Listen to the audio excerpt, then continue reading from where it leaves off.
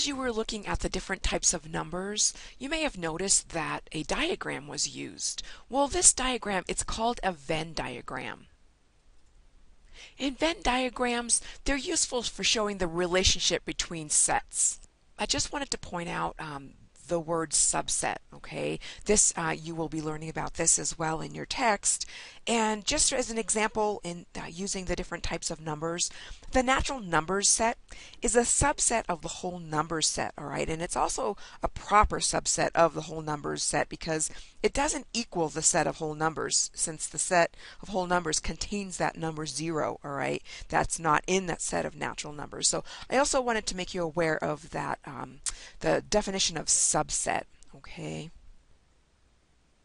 Okay, so let's talk a little bit about sets. There are two symbols I want to introduce you to. The symbol for intersection and the symbol for union, all right?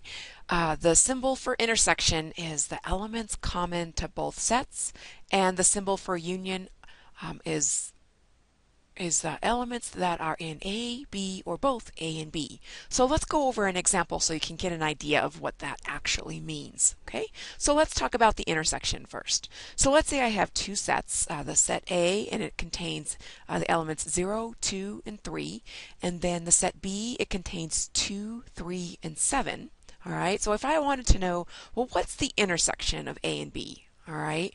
Well, if you look, well, what elements are common to both sets, A and B? Well, the number 2 and 3 are in both sets A and B, right?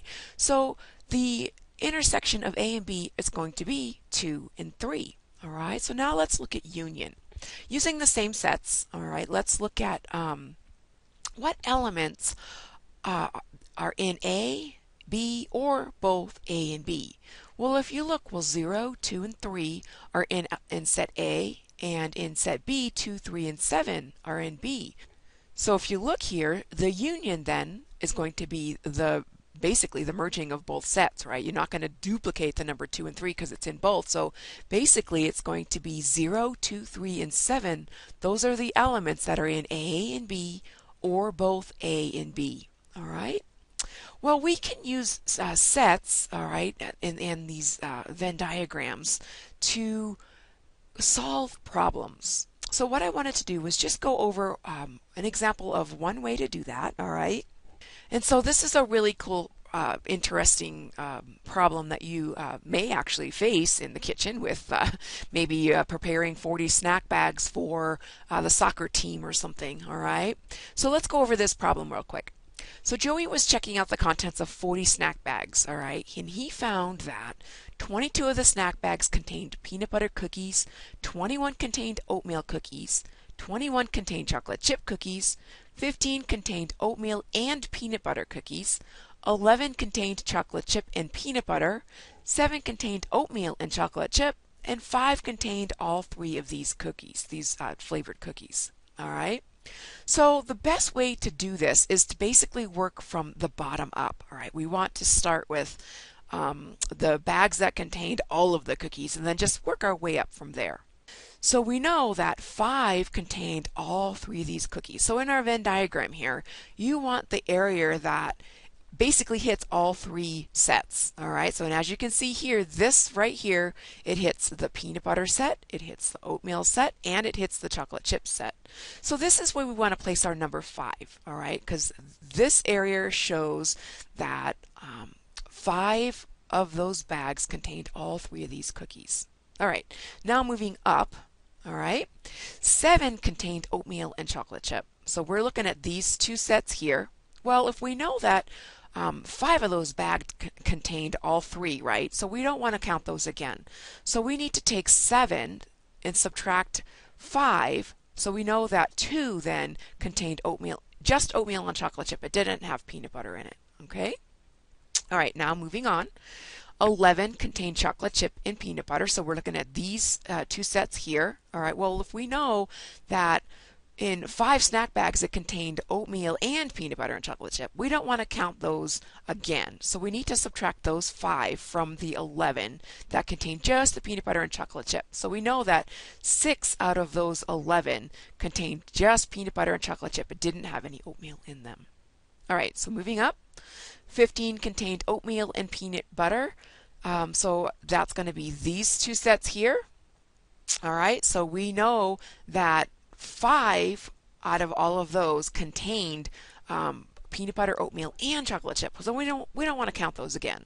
So we want to take 15 and we want to subtract out those 5. And so we know now that only 10 contained just peanut butter and oatmeal. There weren't any chocolate chip in there. Okay. All right, moving on. 21 contained chocolate chip cookies.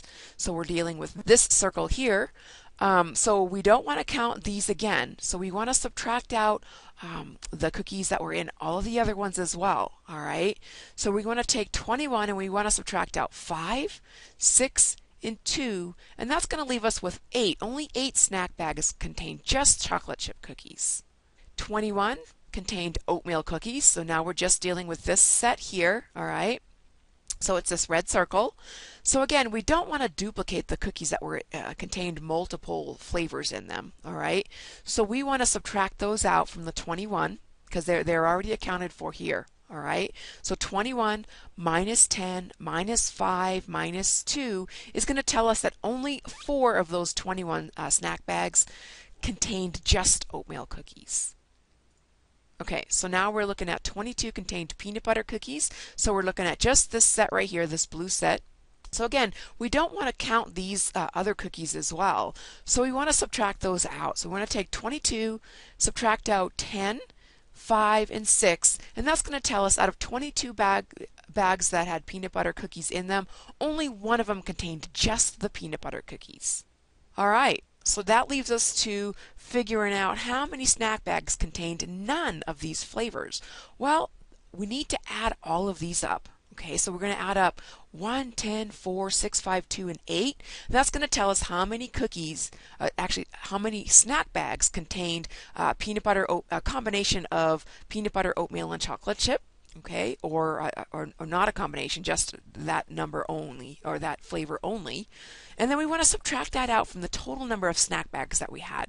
So this all totals 36, and we had 40 snack bags. So we're going to take 40, subtract out 36, and that's going to tell us that 4 snack bags did not have any of these flavors in them. All right, well, that should help you a little bit in understanding how to use sets to solve problems. So that will conclude this video.